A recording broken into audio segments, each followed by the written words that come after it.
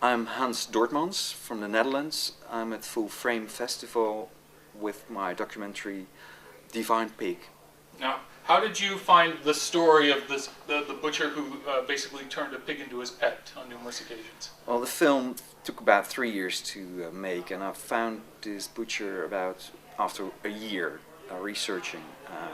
People had a relationship and a dilemma with pigs or with pork, and I found him through quite an unusual institution, a woman who keeps pigs, who saves pigs that have been used in the industry or for medical reasons, and she raises them and they grow old at her farm.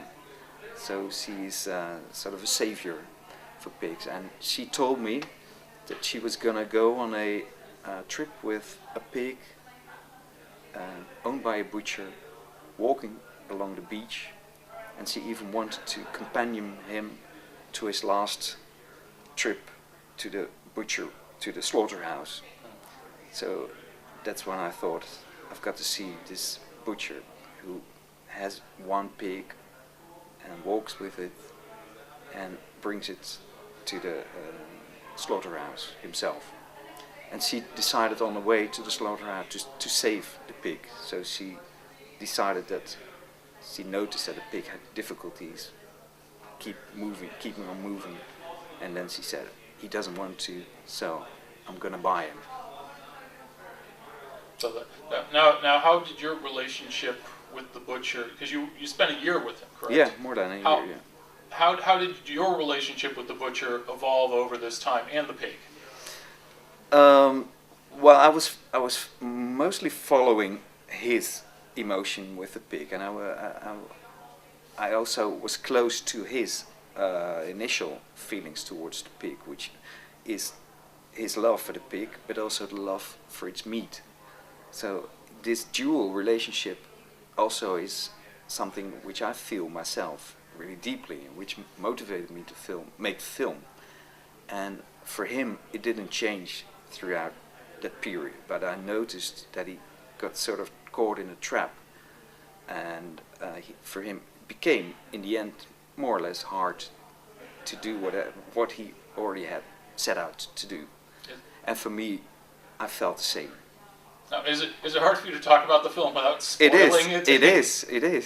I can't tell much more about it. I mean, we can talk about the reaction, though. Now, Okay. How many places have you shown this outside of? Well, to be honest, this is the first screening for more than 5 people. Oh, so this is the full frame big This premiere. is the world premiere of the Divine Pig film. Now you grew up with pigs, I believe, in the beginning Yes. of the film. It talks about. What's your relationship now with pork after making this film? I still love to eat pork, and I try to eat it as delicacy, and I like to treat it as a delicacy as well. And it's become stronger, in my opinion, to see it that way. So it's not. I don't see it as a simple product anymore, but I see it as an artisanal product of a butcher who's worked with it, and also can be a labor of love to make something of it. You feel offended when somebody serves you a bad piece of pork, Exactly. either overcooked or burnt. Yes. It's like you want a certain respect for the meat. Exactly. For what it's given. Yeah. Now you're in North Carolina, which Yeah. I don't know if they've taken you yet to a barbecue place. No, but they might do, yeah. They need to. Yeah. You guys, they should at least take you to the Pit in Raleigh. That's a great place to eat at. Yeah. And there's some places around here too. Which Yeah. are good, in Durham. But now, how long are you going to be here in America? Is this For another few days until tomorrow's premiere, and the day after I'll leave. So I don't think I'll get a chance to go to those proper popular barbecue places. But I know that I don't avoid them totally, because I don't feel that I'm sort of holy or that I'm. Now the Netherlands, just from what I understand, there's a large Islamic population there now. That's right. And is that, in your mind, is there also a battle over pork as far as stores having it? Yes, certainly. If you go well, I think Muslims don't want to go to a butcher when he sells pork as well. So there's a lot of Islamic butcheries have come up, and so people tend to go to their own butcher. And in shops also, sometimes they decide to create a distance between where the beef is and where the pork is. And there's all kinds of products made of pork that are not just in the pork section, but throughout the shop.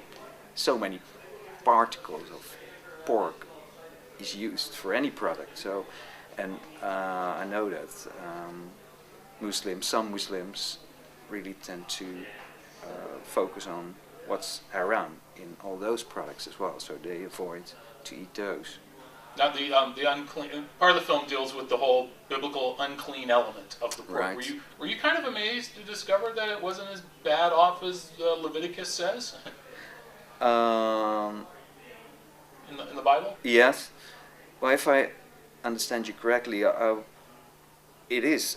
I was still surprised that in the Bible, which I was grown up Catholic, that I really didn't know about this food law, because Catholics tend to focus on the New Testament, and the biblical laws are important, but the food laws are not really that important for Catholics or Protestants, except when I discovered this Seventh-day Adventist church. And they are Christians, but they adhere to the food laws themselves, like in the Testament. And then I discovered that there is this strict